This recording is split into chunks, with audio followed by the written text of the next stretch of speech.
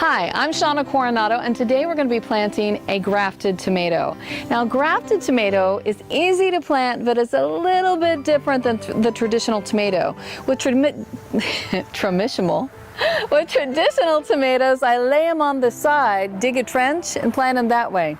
Not so with a grafted tomato. We have to be careful of the graft line. It's right there. When you have a graft line, you have to worry not to plant the tomato any deeper than that graft line. You should at least leave an inch of space there.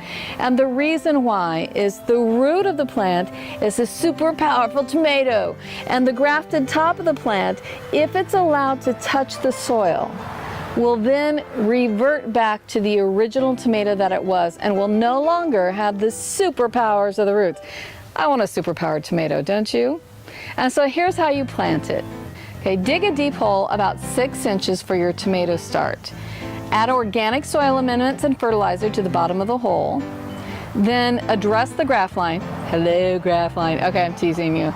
Identify the graft line on your plant and keep it in mind so that when you plant the plant, it will remain above the soil. Hold the stem gently with one hand while supporting the bottom of the pot with the other.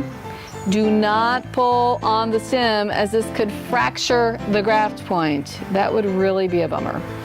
Place a root ball in the hole on top of the amendments and build up the soil around it.